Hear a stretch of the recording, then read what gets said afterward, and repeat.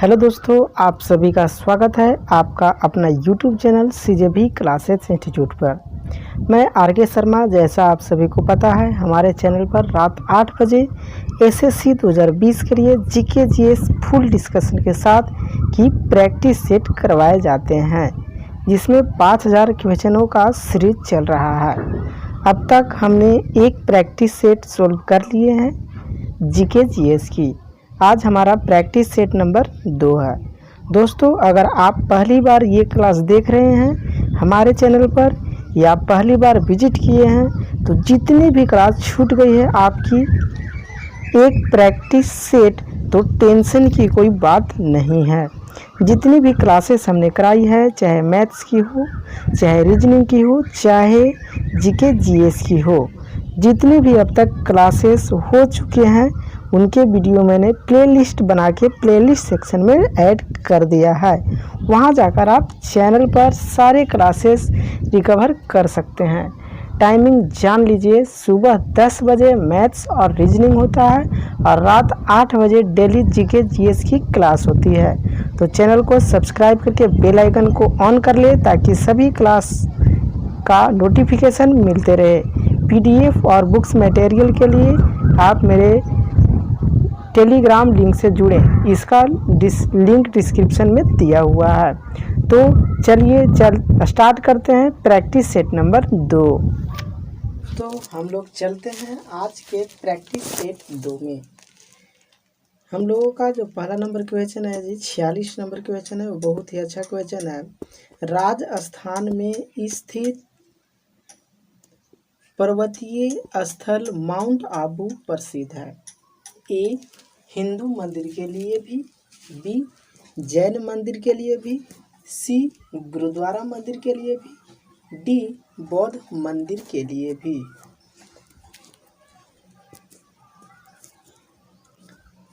जी हाँ, इसका सही आंसर है ऑप्शन नंबर बी, यानी जैन मंदिर के लिए भी। अब मेरा नेक्स्ट क्वेश्चन है 47। नाथू ला माउंटेन पास कहाँ स्थित है? ए, अरुणाचल प्रदेश, बी, हिमाचल प्रदेश, सी, सिक्किम, डी, जम्मू एवं कश्मीर।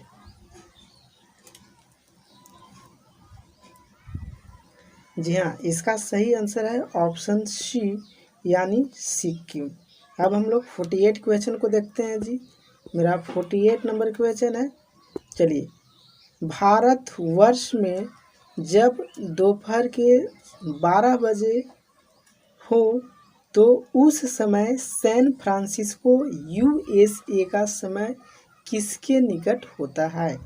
ए, गत दिवस का 11:30 PM, बी, 11:30 PM, सी, गत वर्ष का 8:30 PM, डी, 8:30 PM।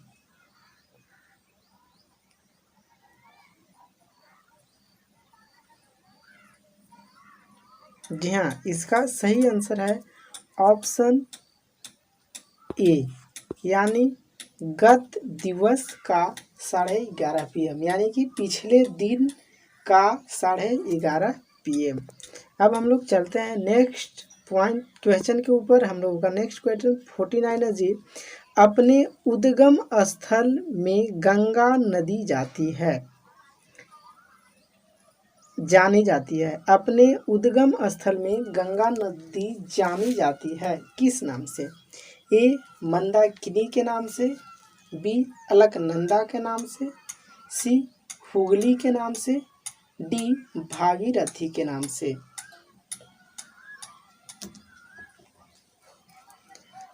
जी हाँ, इसका सही आंसर है ऑप्शन बी, यानी कि अलकनंदा के नाम से। अब हम लोग देखते हैं क्वेश्चन नंबर 50। भारत में प्रथम बहुउद्देशीय नदी घाटी परियोजना का निर्माण निम्न में से किस नदी पर किया गया? Option A, Godavari, B, Kaveri, C, Damodar, D, Koyna. जी हाँ, इसका सही आंसर है ऑप्शन सी, यानी दामोदर पर। ठीक है ना। अब हम लोग चलते हैं नेक्स्ट क्वेश्चन के ऊपर जी। हम लोग का क्वेश्चन नंबर अब है 50। चलिए, सन 1902 में भारत की सबसे पहली जल विद्युत परियोजना निम्न में से कहाँ स्थित की गई है? Option A Koyna, B Papanasam, C Khopoli, D Shiva Samudram. जी हाँ, इसका सही आंसर है ऑप्शन डी यानी शिव समुद्रम। अब चलते हैं नेक्स्ट क्वेश्चन 52 के ऊपर। हम लोगों का निम्नलिखित में से कौन सा बहुउद्देशीय परियोजना दो या दो से अधिक राज्यों की संयुक्त परियोजना नहीं है?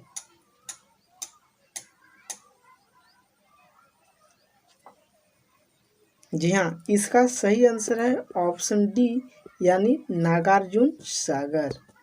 अब हम लोग चलते हैं नेक्स्ट क्वेश्चन के ऊपर जी। मेरा नेक्स्ट क्वेश्चन है 53। गोंडवाना क्रम की चट्टानें पाई जाती है? ए नर्मदा घाटी में, बी दामोदर घाटी में, सी सोन घाटी में, डी दामोदर घाटी एवं सोन घाटी दोनों में।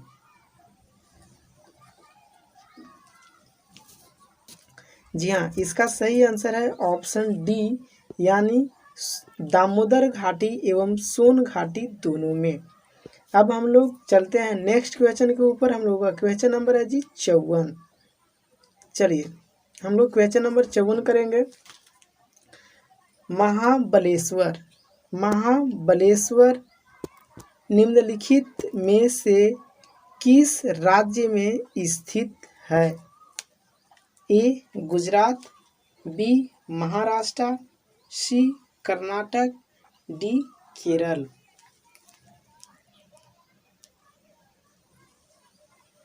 जी हाँ, इसका सही आंसर है ऑप्शन बी यानी महाराष्ट्र। अब हम लोग 55 नंबर क्वेश्चन करते हैं जी। पाट भूमि पाई जाती है?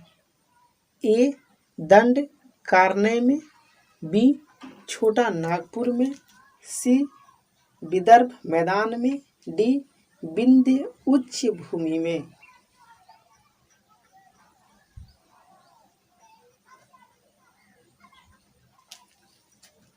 जी हाँ, इसका सही आंसर है ऑप्शन बी यानी छोटा नागपुर में। अब हम लोग करते हैं क्वेश्चन नंबर 56। चलिए, मेरा क्वेश्चन नंबर 56 है। भारत में कितने राज्यों में विधान परिषद भी है विधानसभा के अतिरिक्त? Option A 6, B 8, C 5, D 10।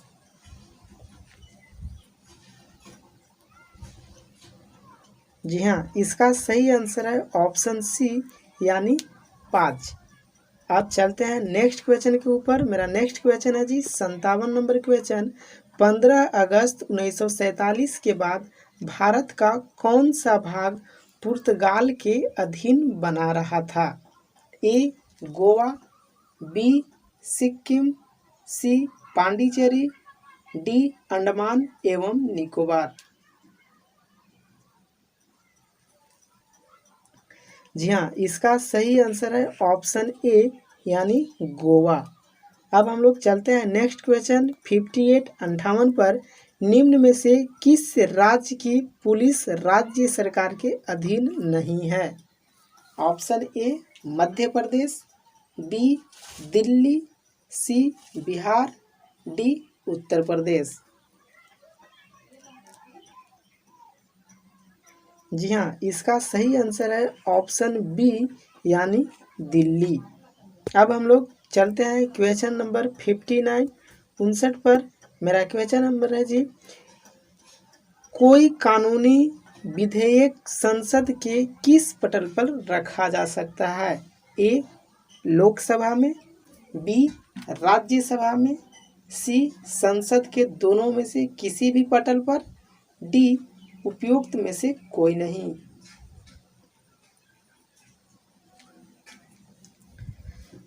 जी हाँ, इसका सही आंसर है ऑप्शन सी यानी संसद के दोनों में से किसी भी पटल पर। अब हम लोग 60 नंबर क्वेश्चन करते हैं जी। मेरा 60 नंबर जो क्वेश्चन है बहुत ही अच्छा है।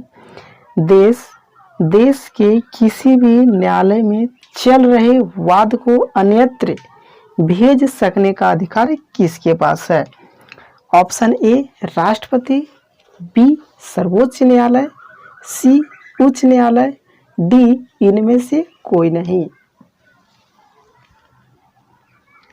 जी हाँ, इसका सही आंसर है ऑप्शन बी यानी कि सर्वोच्च न्यायालय। अब हम लोग नेक्स्ट क्वेश्चन करते हैं। मेरा 61 नेक्स्ट क्वेश्चन है। 61 नंबर, किस सदन का पीठासीन अधिकारी उस सदन का सदस्य नहीं होता है? Option A Lok Sabha, B Rajya Sabha, C Vidhan Sabha, D Vidhan Parishad.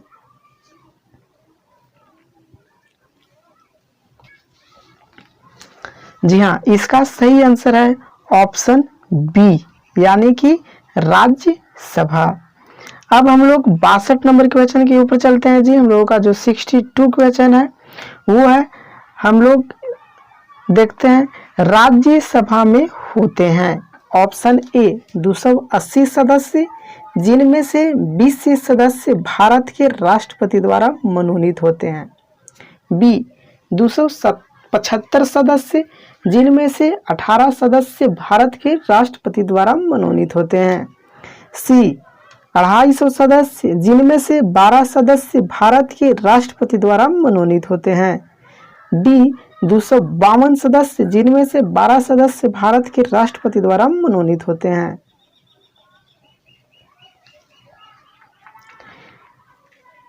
जी हाँ, इसका आंसर है ऑप्शन सी यानी 250 सदस्य, जिनमें से 12 सदस्य भारत के राष्ट्रपति द्वारा मनोनीत होते हैं। अब हम लोगों का क्वेश्चन है जी 63 क्वेश्चन। एक गैर सदस्य के रूप में कौन संसद के दोनों सदनों की गतिविधियों में भाग ले सकता है? ए उपराष्ट्रपति, बी मुख्य न्यायाधीश, सी महान्यायवादी, डी मुख्य चुनाव आयुक्त। जी हाँ, इसका सही आंसर है ऑप्शन सी यानी महान्यायवादी। अब हम लोग चलते हैं 64 क्वेश्चन पर यानी कि क्वेश्चन नंबर 64। चलिए, हम लोग का क्वेश्चन नंबर 64 यानी कि 64 है जी। निम्नलिखित कथनों में से कौन सा सही नहीं है? ऑप्शन ए धन विधेयक के मामले में राज्यसभा शक्तिहीन है, बी धन विधेयक की शुरुआत राज्यसभा में होती है, सी लोकसभा द्वारा पारित किए जाने के बाद राज्यसभा को 14 दिनों के भीतर विधेयक को पारित करना होता है, डी राज्यसभा किसी धन विधेयक को पारित कर सकती है अथवा कतिपय सिफारिशों के साथ उसे लोकसभा को लौटा सकती है।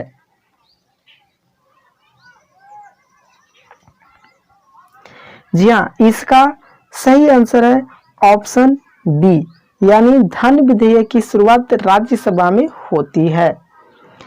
अब हम लोग चलते हैं नेक्स्ट क्वेश्चन के ऊपर। ये मेरा लास्ट क्वेश्चन है जी आज का 65 क्वेश्चन, ठीक है ना। क्वेश्चन नंबर 65, राज्यसभा में सदस्य की निम्नलिखित आयु होती है? ए 50 वर्ष, बी 25 वर्ष, सी 30 वर्ष, डी 35 वर्ष। जी हाँ, इसका सही आंसर है ऑप्शन सी यानी 30 वर्ष। अब हम लोग क्वेश्चन को डिस्कशन करेंगे, उससे पहले आप अपना सारा मिला लीजिए, कितना आपका सही हुआ कितना आपका गलत हुआ। अब हम लोग क्वेश्चन के डिस्कशन करेंगे जी, आप उसको सही और गलत मिला लीजिए। हम लोग क्वेश्चन डिस्कशन के ऊपर चलते हैं। क्वेश्चन नंबर 46, ठीक है। क्वेश्चन नंबर जो 46 था उसका डिस्कशन है। राजस्थान में स्थित पर्वतीय स्थल माउंट आबू जैन मंदिर के लिए प्रसिद्ध है। राजस्थान में स्थित पर्वतीय स्थल माउंट आबू जो है वो जैन मंदिर के लिए प्रसिद्ध है। नेक्स्ट पॉइंट है दिलवाड़ा का जैन मंदिर माउंट आबू पर है। ठीक है, दिलवाड़ा का जैन मंदिर कहाँ है जी? तो माउंट आबू पर है। नेक्स्ट पॉइंट है चामुंडा राय के 2 मंत्री बिमलपाल और तेजपाल ने इस मंदिर का निर्माण कराया था। ठीक है, जैन मंदिर जो है उसको चामुंडा राय के 2 मंत्री, पहला मंत्री बिमलपाल और दूसरा तेजपाल ने जैन मंदिर को बनवाया था। ठीक है, अब हम लोगों का नेक्स्ट पॉइंट है दिलवाड़ा का जैन मंदिर श्वेत मार्बल का अपने नक्शावादी के लिए प्रसिद्ध है। ये दिलवाड़ा का जैन मंदिर है वो श्वेत मार्बल से बनाया हुआ है, इसके लिए ये बहुत ही ज़्यादा प्रसिद्ध है। अब हम लोग क्वेश्चन नंबर 47 का डिस्कशन करेंगे जी। चलिए, क्वेश्चन नंबर 47 है नाथुला माउंटेन सिक्किम के पास है। ठीक है, नाथुला माउंटेन कहाँ है? तो नाथुला माउंटेन सिक्किम के पास है। नाथुला दर्रा सिक्किम में है। नाथुला माउंटेन सिक्किम में है और नाथुला दर्रा भी है जो सिक्किम में ही है। नेक्स्ट पॉइंट नाथुला दर्रा जून 2003 में अटल बिहारी वाजपेयी के चीन यात्रा पर खोला गया था। ठीक है, ये जो नाथुला दर्रा है वो 2003 में जब अटल बिहारी वाजपेयी चीन की यात्रा पर जा रहे थे उस वक्त खोला गया था। नेक्स्ट पॉइंट भारत और चीन का व्यापार इस दर्रा से होकर मुख्यतः होता है। इस दर्रा से भारत और चीन का व्यापार होता है। ठीक है ना, कौन सा दर्रा से जी? तो नाथुला दर्रा से भारत और चीन के बीच का व्यापार होता है। तो अब मेरा नेक्स्ट पॉइंट है अब भारत का व्यापार चीन के साथ सर्वाधिक है, अमेरिका दूसरे स्थान पर है। आज के डेट में भारत सबसे ज़्यादा व्यापार चीन के साथ करता है और उसके बाद दूसरा स्थान पर अमेरिका है। अब हम लोग क्वेश्चन नंबर 48 का डिस्कशन करेंगे। चलिए, भारत वर्ष में जब दोपहर के 12 बजता है तो उस समय सैन फ्रांसिस्को यानी यूएसए में गत दिवस यानी कि पिछले दिन का 11:30 सुबह बजता है। ठीक है ना। नेक्स्ट पॉइंट है विश्व का 24 जोन में बांटा गया है। विश्व को कितने जोन में बांटा गया है? विश्व को 24 जोन में बांटा गया है। प्रत्येक जोन के बीच 15 डिग्री का अंतराल है। पूरा दुनिया को 24 जोन में बांट दिया गया है और प्रत्येक जोन का बीच का जो अंतराल है वो है 15 डिग्री। अब हम लोग 49 क्वेश्चन को डिस्कशन करेंगे जी। चलिए हम लोग चलते हैं 49 क्वेश्चन के ऊपर। चलिए हम लोगों का 49 क्वेश्चन को डिस्कशन करेंगे, उससे पहले और पॉइंट है उसको देख लेते हैं। 48 का चीन बीच यामियोत्तर 0 डिग्री देशांतर पर है। जो ग्रीन है कौन जी? ग्रीन बीच यामोत्तर 0 डिग्री देशांतर पर है। नेक्स्ट पॉइंट एक देशांतर के बीच 4 मिनट का अंतराल है। एक देशांतर जो होता है उसके बीच 4 मिनट का अंतर होता है। अब हम लोग 49 नंबर क्वेश्चन का डिस्कशन कर रहे हैं। अपने उद्गम स्थल में गंगा नदी अलकनंदा नाम से जानी जाती है। गंगा नदी जहां से निकलती है वहां पर गंगा नदी को अलकनंदा के नाम से जानते हैं। नेक्स्ट पॉइंट है अलकनंदा का उद्गम स्रोत बद्रीनाथ के ऊपर सतोपथ हिमानी अलकापुरी हिमनद में है। ठीक है, अलकनंदा का जो उद्गम स्रोत है जहां से ये निकलती है वो है बद्रीनाथ के ऊपर सतोपथ हिमानी, वहां से ये निकलती है। नेक्स्ट भागीरथ और अलकनंदा देव प्रयाग में मिलने पर गंगा कहलाती है। भागीरथी और अलकनंदा देव प्रयाग में आकर के मिलती है और उसके बाद इसका नाम गंगा नदी पड़ जाता है। गंगा नदी बांग्लादेश में पद्मा के नाम से जाना जाता है।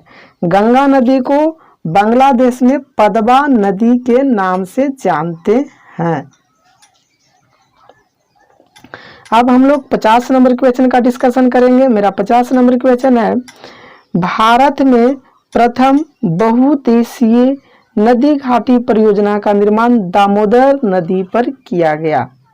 भारत में सबसे पहली बार बहुउद्देशीय नदी घाटी दामोदर नदी पर किया गया। ठीक है, नेक्स्ट पॉइंट है, डीबीसी की स्थापना 1948 ईस्वी में किया गया। डीबीसी की स्थापना कब किया गया? तो 1948 ईस्वी में किया गया। नेक्स्ट पॉइंट, अमेरिका के टेनिस प्रोजेक्ट की मॉडल पर आधारित है डीबीसी। ठीक है, डीबीसी किस पर आधारित है जी? तो डीबीसी अमेरिका के टेनिस प्रोजेक्ट के मॉडल पर आधारित है। अब हम लोग डिस्कशन करेंगे 51 नंबर क्वेश्चन का। ठीक है, हम लोगों का 51 नंबर क्वेश्चन का डिस्कशन, सन 1902 में भारत का प्रथम जल विद्युत परियोजना शिव समुद्रम में स्थापित किया गया। भारत का सबसे पहला जल विद्युत परियोजना शिव समुद्रम में 1902 में स्थापित किया गया। ठीक है, नेक्स्ट पॉइंट, शिव समुद्रम जल विद्युत केंद्र कावेरी नदी पर है। जो शिव समुद्र जल विद्युत का केंद्र है ये कावेरी नदी पर है। नेक्स्ट पॉइंट, भारत में जल विद्युत परियोजना द्वारा भारी मात्रा में बिजली उत्पादन होती है। भारत में जल विद्युत परियोजना का मेन उद्देश्य है कि ज्यादा से ज्यादा मात्रा में बिजली का उत्पादन करना। अब नेक्स्ट पॉइंट है जी, कोयना प्रोजेक्ट कोयना नदी पर महाराष्ट्र में है। कोयना प्रोजेक्ट है जो कि कोयना नदी पर महाराष्ट्र में है। अब हम लोग 52 नंबर क्वेश्चन का डिस्कशन करेंगे जी। हम लोगों का 52 नंबर क्वेश्चन है, नागार्जुन सागर बहुउद्देशीय परियोजना 2 अथवा 2 से अधिक राज्यों को संयुक्त परियोजना नहीं है। कौन नहीं है? नागार्जुन सागर। ठीक है ना, नागार्जुन सागर बहुउद्देशीय परियोजना 2 या 2 से अधिक राज्यों का संयुक्त परियोजना नहीं है। ये केवल अपने ही एक राज्य का संयुक्त परियोजना है। Next point, Nagarjuna Sagar project Krishna नदी पर है। नागार्जुन सागर प्रोजेक्ट कहाँ है जी? तो ये है कृष्णा नदी पर। ठीक है, नेक्स्ट पॉइंट, यह परियोजना आंध्र प्रदेश में है। नागार्जुन सागर परियोजना कहाँ है? तो नागार्जुन सागर परियोजना आंध्र प्रदेश में है। Next point, Sardar Sarovar project है गुजरात, मध्य प्रदेश, महाराष्ट्र, राजस्थान की संयुक्त परियोजना है। सरदार सरोवर प्रोजेक्ट जो है वो गुजरात, मध्य प्रदेश, महाराष्ट्र और राजस्थान को मिला करके ये प्रोजेक्ट बनाया गया है। ठीक है, अब हम लोग 53 नंबर क्वेश्चन 53 का डिस्कशन करेंगे जी। मेरा 53 क्वेश्चन जो है, गोंडवाना क्रम की चट्टानों दामोदर घाटी एवं सोन घाटी दोनों में पाई जाती है। गोंडवाना क्रम की जो चट्टान है वो दामोदर घाटी और सोन घाटी दोनों जगह पर पाई जाती है। नेक्स्ट पॉइंट, गोंडवाना चट्टान कोयला के लिए प्रसिद्ध है। ठीक है, कोयला के लिए कौन सा चट्टान प्रसिद्ध है? तो कोयला के लिए गोंडवाना चट्टान प्रसिद्ध है। नेक्स्ट पॉइंट, गोंडवाना क्रम चट्टानें अवसादी चट्टानें हैं। ठीक है, गोंडवाना क्रम चट्टानें कैसी चट्टानें है जी? तो गोंडवाना क्रम के चट्टानें जो हैं वो अवसादी चट्टानें हैं। अब नेक्स्ट पॉइंट है, एंथ्रासाइट कोयला का सबसे महत्वपूर्ण किस्म है। बोला जाएगा कि कोयला का सबसे महत्वपूर्ण किस्म कौन सा है? तो कोयला का सबसे महत्वपूर्ण किस्म एंथ्रासाइट है। एंथ्रासाइट कोयला का सबसे महत्वपूर्ण किस्म है। अब नेक्स्ट पॉइंट है, दामोदर घाटी क्षेत्र भारत में खनिज के लिए रीढ़ माना जाता है। दामोदर घाटी जो क्षेत्र है वहां पर सबसे ज्यादा खनिज होती है, इसीलिए ये खनिज का रीढ़ माना जाता है। नेक्स्ट पॉइंट, धारवाड़ क्रम की चट्टानें भी खनिज संपदा की दृष्टि से समृद्ध है। जो धारवाड़ क्रम की चट्टानें हैं वो भी खनिज संपदा के दृष्टि से बहुत ही ज्यादा समृद्ध है। अब हम लोग 54 नंबर 54 क्वेश्चन का डिस्कशन करेंगे। महाबलेश्वर महाराष्ट्र राज्य में स्थित है। ठीक है, महाबलेश्वर कहाँ स्थित है ये पूछा गया था, तो महाबलेश्वर महाराष्ट्र राज्य में स्थित है। अब हम लोग 55 नंबर क्वेश्चन का डिस्कशन करेंगे जी। मेरा 55 नंबर क्वेश्चन है, क्वेश्चन का डिस्कशन है पाटभूमि। ठीक है, पाटभूमि छोटा नागपुर में पाई जाती है। पाटभूमि कहाँ पाई जाती है, तो पाटभूमि छोटा नागपुर में पाई जाती है। पॉइंट ए, लाल मिट्टी छोटा नागपुर क्षेत्र में भी पाई जाती है। ठीक है, लाल मिट्टी जो है वो छोटा नागपुर क्षेत्र में भी पाई जाती है। नेक्स्ट पॉइंट, पाट क्षेत्र की मिट्टी लाल रंग की अम्लीय प्रकृति की मिट्टी है। जो पाट क्षेत्र की मिट्टी है वो लाल मिट्टी है और ये अम्लीय प्रकृति की मिट्टी है। ठीक है ना, ये इसमें लाल मिट्टी जो है इसमें अम्लीय प्रकृति है, अम्ल की मात्रा पाई जाती है। नेक्स्ट पॉइंट, टाल क्षेत्र बिहार क्षेत्र में पाया जाता है। टाल क्षेत्र कहाँ पाया जाता है जी, तो टाल क्षेत्र बिहार क्षेत्र में पाया जाता है। नेक्स्ट पॉइंट, दंड कारण्य क्षेत्र छत्तीसगढ़ में है। ठीक है, दंड कारण्य क्षेत्र कहाँ है, तो दंड कारण्य क्षेत्र छत्तीसगढ़ में है। नेक्स्ट पॉइंट, विदर्भ का मैदान महाराष्ट्र में है। ठीक है, महाराष्ट्र में कौन सा मैदान है, तो महाराष्ट्र में विदर्भ का मैदान है, या विदर्भ का मैदान कहाँ है, तो महाराष्ट्र में है। नेक्स्ट पॉइंट, विंध्य पर्वत भारत उत्तर दक्षिण के बीच विभाजक रेखा है। ठीक है, उत्तर दक्षिण के बीच विभाजक रेखा कौन सा है, तो उत्तर दक्षिण के बीच भारत का विभाजक रेखा विंध्य पर्वत है। ठीक है ना, विंध्य पर्वत जो है वो भारत के उत्तर दक्षिण के बीच विभाजक रेखा है। अब हम लोग 56 नंबर 56 क्वेश्चन का डिस्कशन करेंगे जी। ये है भारत में 5 राज्यों में विधान परिषद भी है। ठीक है, भारत में कितने राज्यों में विधान परिषद भी है, तो 5 राज्यों में विधानसभा के अतिरिक्त।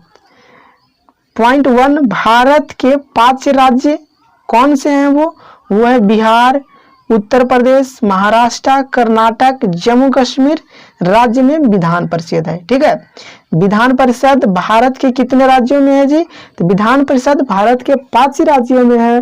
पहला उत्तर प्रदेश, दूसरा महाराष्ट्र, तीसरा कर्नाटक, चौथा जम्मू कश्मीर और ठीक है ये हो गए, और बिहार था इसमें, यानी कि टोटल 5 हो गए।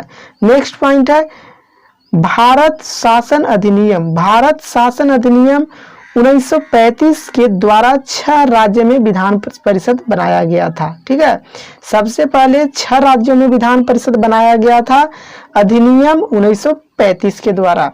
नेक्स्ट पॉइंट है अनुच्छेद 169 अनुच्छेद 169 के अधीन परिषद संसद के द्वारा साधारण बहुमत से गठन या उत्साधन कर सकता है। ठीक है, ये कितना अनुच्छेद था जी, अनुच्छेद 169 के अधीन परिषद संसद के द्वारा साधारण बहुमत से गठन या उत्पादन कर सकता है।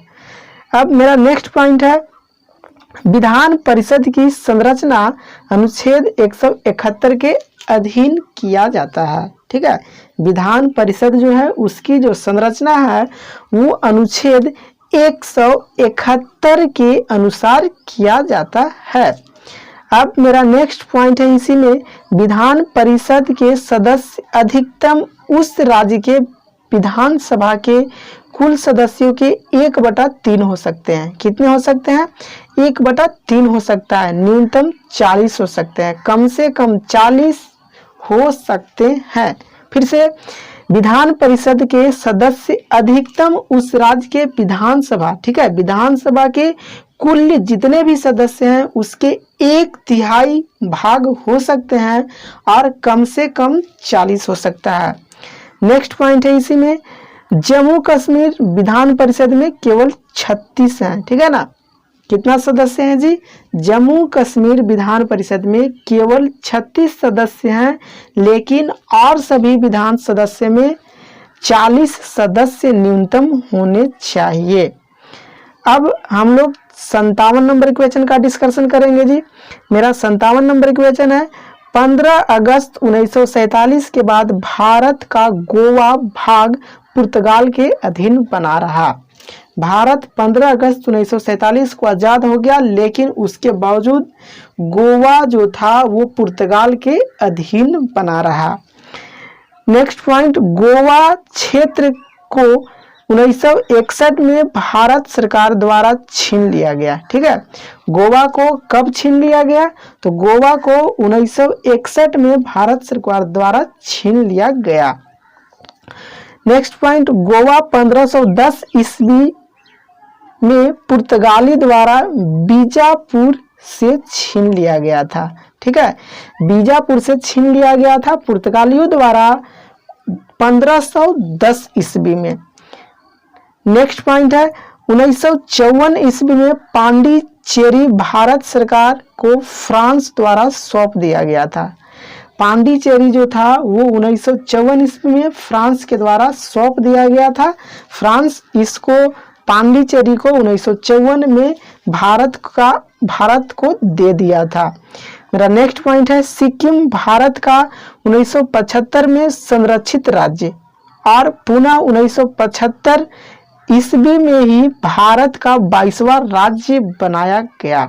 ठीक है, सिक्किम जो है भारत का 1975 में संरक्षित राज्य बना और उसके तुरंत बाद 1975 में ही भारत का 22वां राज्य घोषित कर दिया गया।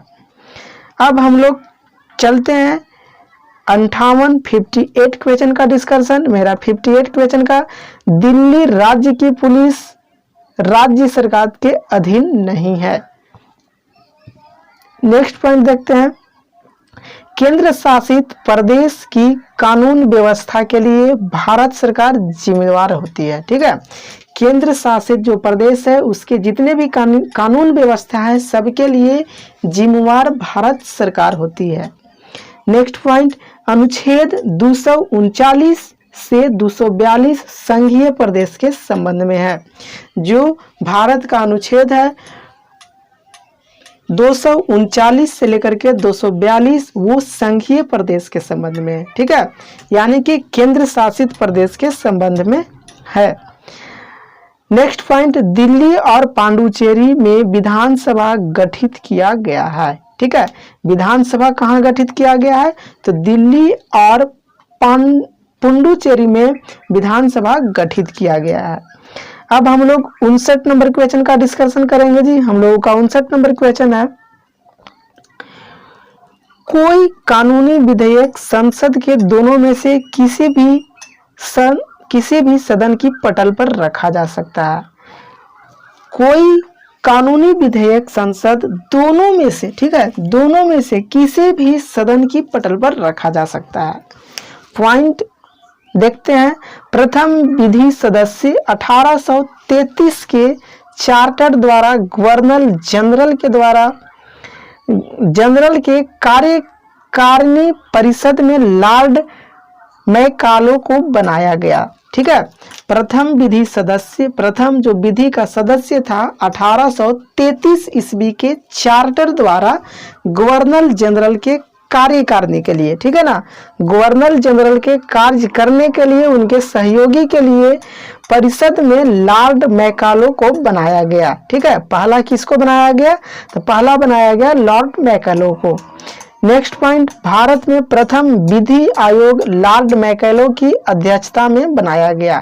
पहला विधि आयोग कब बना था? तो पहला विधि आयोग लॉर्ड मैकालो की अध्यक्षता में बना था। नेक्स्ट पॉइंट, भारत सरकार का सबसे बड़ा विधिवेता महान्यायवादी होता है। ठीक है, भारत सरकार का सबसे बड़ा विधिवेता कौन होता है जी? तो वो होता है महान्यायवादी। नेक्स्ट पॉइंट है, कानूनी विभाग ने सैकड़ों कानून को समाप्त कर दिया जो कानून प्रक्रिया को जटिल बनाता था।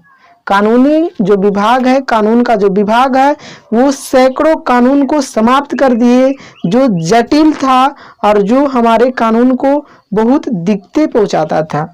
अब हम लोग 60 नंबर क्वेश्चन का डिस्कशन करेंगे जी। मेरा 60 नंबर क्वेश्चन है, देश के किसी भी न्यायालय में चल रहे वाद्य को अन्यत्र भेज सकने का अधिकार सर्वोच्च न्यायालय को है। केवल सर्वोच्च न्यायालय को ही ये अधिकार है कि वो कहीं भी केस चल रहा है उसको दूसरे जगह पर भेज सकता है। पॉइंट देखते हैं। उच्चतम न्यायालय के संबंध में अनुच्छेद 124 से 147 तक वर्णित है। उच्चतम न्यायालय के संबंध में 124 से लेकर के 147 तक अनुच्छेद बना हुआ है। नेक्स्ट पॉइंट, उच्चतम न्यायालय को यदि यह विश्वास हो जाए कि किसी न्यायालय में किसी मुकदमे की सुनवाई निष्पक्ष नहीं हो सकती अथवा प्रभावित उस क्षेत्र में रहने पर हो सकती है, तो ऐसा मुकदमा उच्च न्यायालय किसी भी भारतीय प्रक्षेत्र के अन्य न्यायालय भेज सकता है अथवा अपने पास मंगवा सकता है। ठीक है, जब भी कोई उच्च निष्पक्ष नहीं हो सकता है ऐसा सुनवाई, तो उसके लिए जो है वो उच्च सर्वोच्च न्यायालय चाहे तो उसको अपने पास मंगवा सकता है या फिर दूसरे क्षेत्र में भेज सकता है उस तरह के मुकदमा को। अब हम लोगों का 61 नंबर क्वेश्चन है जी, इसके ऊपर डिस्कशन करते हैं। राज्यसभा सदन का पीठासीन अधिकारी उस सदन का सदस्य नहीं होता है। ठीक है, उस सदन का सदस्य नहीं होता है। पॉइंट 1 है, उपराष्ट्रपति राज्यसभा का पदेन अध्यक्ष होता है। ठीक है, राज्यसभा का पदेन अध्यक्ष कौन होता है? तो राज्यसभा का पदेन अध्यक्ष होता है उपराष्ट्रपति। नेक्स्ट पॉइंट है, उपराष्ट्रपति राज्यसभा के सदस्य नहीं होते हैं। राज्यसभा का सदस्य कौन नहीं होता है जी? तो राज्यसभा का सदस्य उपराष्ट्रपति नहीं होते हैं लेकिन पदेन अध्यक्ष होते हैं। नेक्स्ट पॉइंट है, उपराष्ट्रपति को वेतन राज्यसभा के सभापति के रूप में दिया जाता है। उपराष्ट्रपति को जो वेतन दिया जाता है वो राज्यसभा के सभापति के रूप में दिया जाता है। नेक्स्ट पॉइंट, अनुच्छेद 89 के अनुसार राज्यसभा में सभापति और उपसभापति के संबंध में उपबंध है। ठीक है, अनुच्छेद 89 है, इसके अनुसार राज्यसभा में सभापति और उपसभापति, ठीक है ना, सभापति और उपसभापति के संबंध में उपबंध है। नेक्स्ट पॉइंट, सभापति राज्यसभा सदस्य नहीं होते हैं। सभापति जो है वो राज्यसभा सदस्य नहीं होते हैं लेकिन निर्णायक मत दे सकते हैं। लेकिन अगर उनका निर्णय हो तो उनके निर्णय से वो मत दे सकते हैं। अब हम लोग चलते हैं 62 नंबर क्वेश्चन का डिस्कशन करेंगे जी। 62 नंबर क्वेश्चन का डिस्कशन है, राज्यसभा में 250 सदस्य होते हैं। ठीक है, राज्यसभा में कितने सदस्य होते हैं? 250 सदस्य होते हैं, जिनमें से 12 सदस्य जो होते हैं राष्ट्रपति मनोनीत करता है। ठीक है, 12 सदस्य को राष्ट्रपति ही मनोनीत करता है। अब हम लोग नेक्स्ट पॉइंट देखेंगे, राष्ट्रपति ऐसे सदस्यों को मनोनीत करते हैं जो कला, साहित्य, समाज सेवा, विज्ञान के क्षेत्र में महत्वपूर्ण योगदान दिया है। जो राज्यसभा के 12 सदस्य राष्ट्रपति द्वारा मनोनीत किए जाते हैं वो ऐसे सदस्य होते हैं जो कला, साहित्य, समाज सेवा और विज्ञान के क्षेत्र में महत्वपूर्ण योगदान दिए होते हैं। नेक्स्ट पॉइंट है, विधान परिषद में 1/6 यानी कि 1/6 सदस्य को राज्यपाल मनोनीत करता है। विधान परिषद के 1/6 सदस्य को राज्यपाल मनोनीत करता है। कौन मनोनीत करता है? राज्यपाल। नेक्स्ट पॉइंट है, राष्ट्रपति लोकसभा में 2 एंग्लो इंडियन सदस्य को मनोनीत कर सकते हैं। ठीक है, राष्ट्रपति लोकसभा में 2 एंग्लो इंडियन सदस्य को मनोनीत कर सकते हैं। नेक्स्ट पॉइंट, राज्यपाल राज्य विधानसभा में 1 एंग्लो इंडियन को नियुक्त कर सकता है। जो राज्यपाल होता है वो राज्य विधानसभा में 1 एंग्लो इंडियन को नियुक्त कर सकता है। अब हम लोग 63 क्वेश्चन का डिस्कशन करेंगे जी। एक गैर सदस्य के रूप में महान्यायवादी संसद के दोनों सदनों के गतिविधियों में भाग ले सकता है। ठीक है, गैर सदस्य के रूप में महान्यायवादी जो है वो संसद के दोनों सदनों में भाग ले सकता है। नेक्स्ट पॉइंट, महान्यायवादी भारत सरकार या विधिक सलाहकार होता है। महान्यायवादी जो होता है भारत सरकार का विधिक सलाहकार होता है। ठीक है, भारत सरकार का विधिक सलाहकार कौन होता है जी? तो वो होता है महान्यायवादी। मेरा नेक्स्ट पॉइंट है, महान्यायवादी की नियुक्ति अनुच्छेद 76 के अधीन राष्ट्रपति द्वारा किया जाता है। किसके द्वारा किया जाता है जी? तो ये किया जाता है राष्ट्रपति द्वारा अनुच्छेद 76 के अनुसार। अब हम लोग करते हैं 64 नंबर क्वेश्चन का डिस्कशन करेंगे। ठीक है, मेरा 64 नंबर क्वेश्चन है उसका अब डिस्कशन होगा। चलिए देखिए, अब जो 63 में कुछ बचे हुए पार्ट है उसको करते हैं। तो यहाँ पर है अनुच्छेद 88 के अनुसार, अनुच्छेद 88 के अनुसार मंत्री और महान्यायवादी दोनों सदनों में भाग ले सकते हैं, भाषण दे सकते हैं, लेकिन सदन का सदस्य नहीं होने पर मतदान नहीं दे सकते। अनुच्छेद 88 के अनुसार मंत्री और महान्यायवादी दोनों सदनों में भाग ले सकते हैं। कौन कौन? मंत्री और महान्यायवादी दोनों सदनों में भाग ले सकते हैं, भाषण भी दे सकते हैं, लेकिन सदस्य का सदस्य नहीं होने पर मतदान नहीं दे सकते हैं। अब मेरा 64 क्वेश्चन का डिस्कशन है। धन विधेयक की शुरुआत राज्यसभा में होती है। धन विधेयक की शुरुआत कहाँ होती है? राज्यसभा में होती है।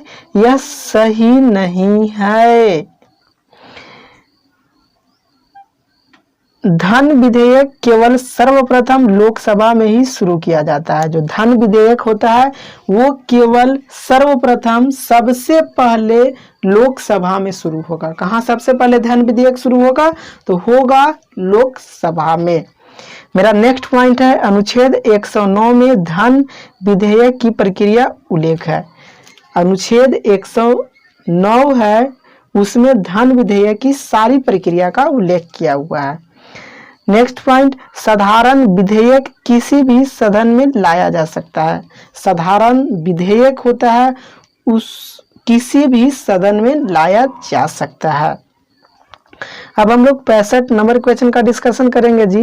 राज्यसभा में सदस्य की न्यूनतम आयु 30 वर्ष होनी चाहिए। जो राज्यसभा है उसमें न्यूनतम आयु 30 वर्ष होनी चाहिए। पॉइंट देखते हैं। राज्यसभा के सदस्यों को विधानसभा के सदस्यों द्वारा चुना जाता है। राज्यसभा के सदस्य को विधानसभा के सदस्यों द्वारा चुना जाता है। किसके द्वारा चुना जाता है? तो विधानसभा के सदस्य द्वारा चुना जाता है। नेक्स्ट पॉइंट है, प्रत्येक 2 वर्ष बाद 1/3 नए सदस्य बनाए जाते हैं। ठीक है, कितने? प्रत्येक 2 साल पर 1/3 नए सदस्य बनाए जाते हैं। कहाँ बनाए जाते हैं? तो राज्यसभा के सदस्यों को विधानसभा द्वारा चुना जाता है, तो राज्यसभा के सदस्य को बनाए जाते हैं। किसके बनाए जाते हैं जी? राज्यसभा के सदस्य को 1/3 हर 2 साल पर नए सदस्य बनाए जाते हैं राज्यसभा का। नेक्स्ट पॉइंट है, सदस्यों का कार्यकाल 6 वर्षों तक होता है। राज्यसभा के जो सदस्य होते हैं उनके कार्यकाल 6 वर्षों का होता है। नेक्स्ट पॉइंट, राज्यसभा एक अस्थायी सभा है। राज्यसभा कैसा सभा है जी? तो राज्यसभा एक अस्थायी सभा है। नेक्स्ट पॉइंट है, राज्यसभा का गठन अनुच्छेद 80 के अधीन होता है। राज्यसभा का गठन किसके अनुसार होता है? तो राज्यसभा का गठन अनुच्छेद 80 के अधीन होता है।